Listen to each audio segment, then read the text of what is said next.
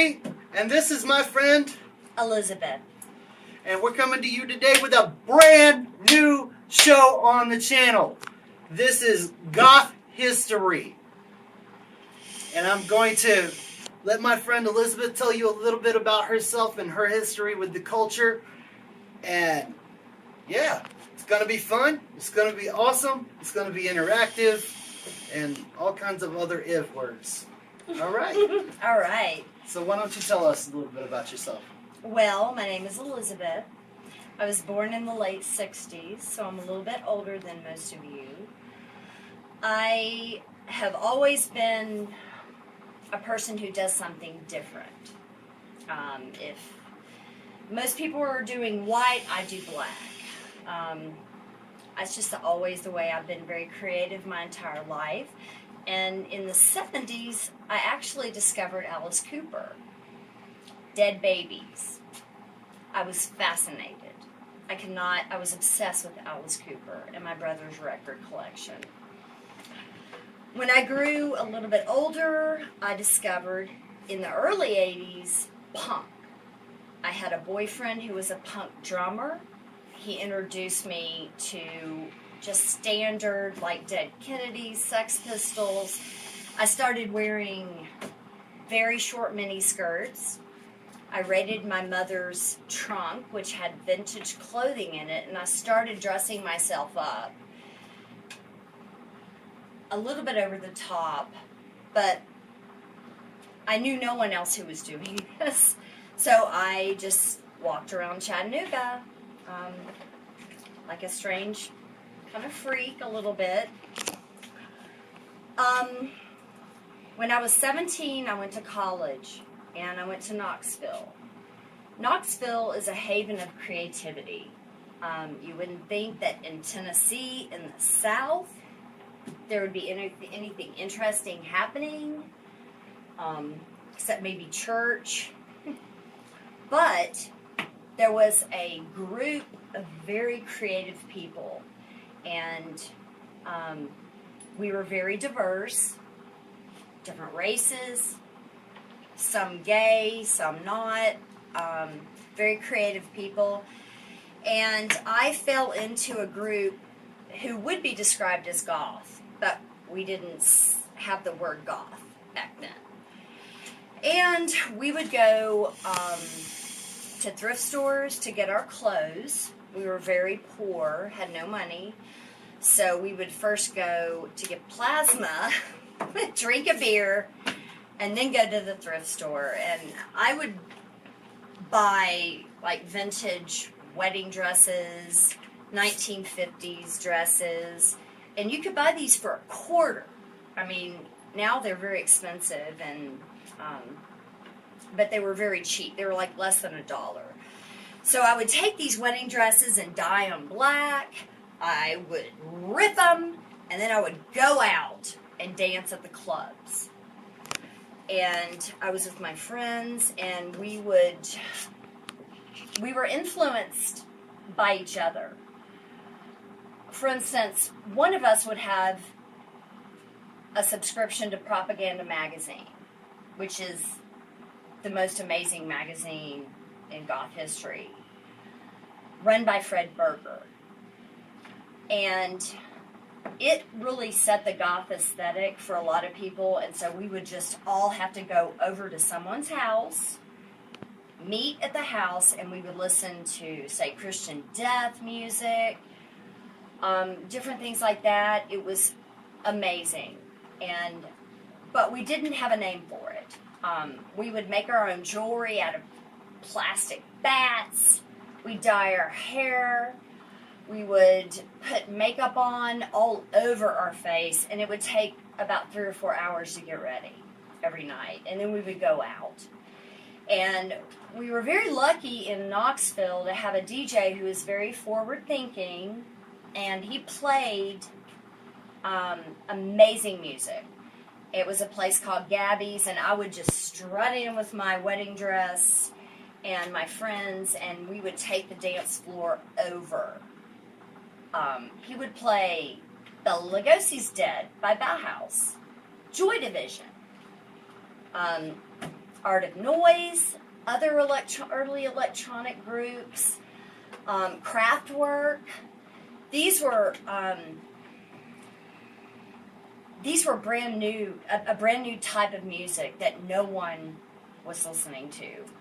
And I will never forget, dancing to Bela Lugosi's Dead all alone on the dance floor. And little did I know that this was happening all over the world. It's a universal thing that happened. I mean, we were influenced by each other, and it took a long time to get news from England and magazines and things like that. Things took a long time. You had to call people on the phone. You had to know their phone numbers. I don't know how I remembered them. And you had to go to someone's house and be with someone to learn about everything. So, in college, with the goth kids, I also had a hardcore boyfriend, which we called hardcore. And that included like Black Flag, the Descendants, the Misfits, or other people like that, Butthole Surfers even. And having a boyfriend who was a doorman, I got to see everyone for free. So it was actually like in 1985-86 at a Black Flag concert at Thick and Bill's in Knoxville, very famous place now. I would just waltz in free, which was very important because I had no money.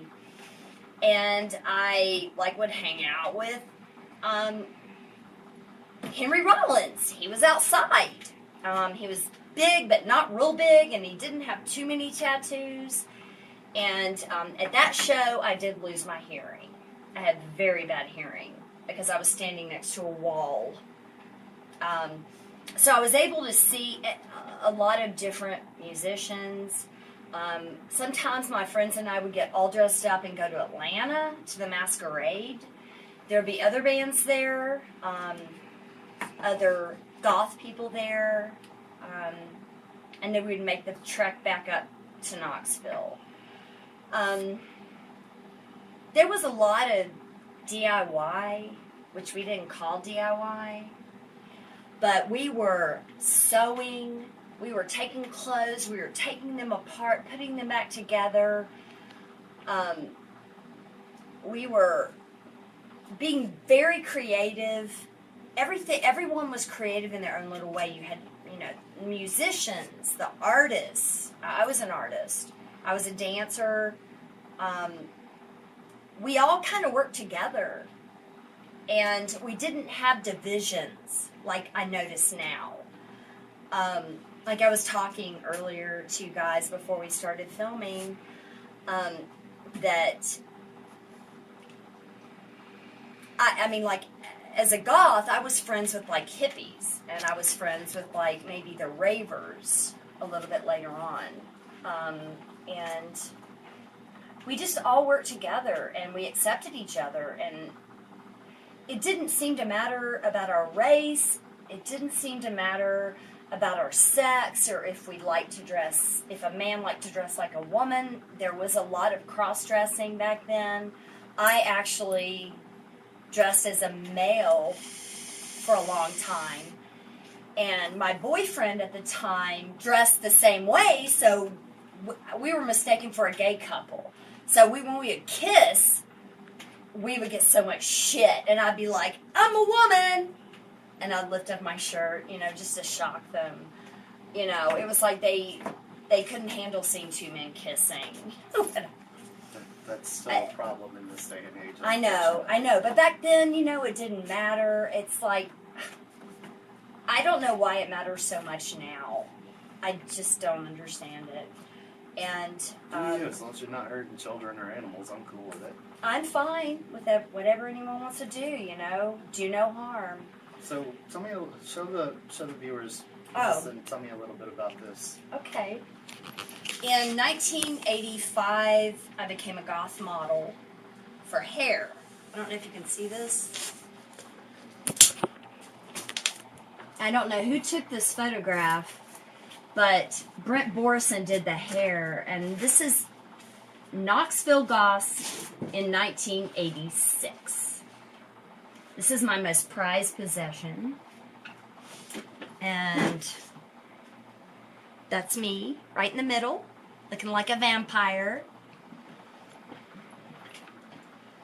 So, anyway, so there was a lot of creativity. You know, we were crossing boundaries, and we were having fashion shows and making art and sewing and just doing, you know, music. It was all together. It was all creative, and it was such a creative time.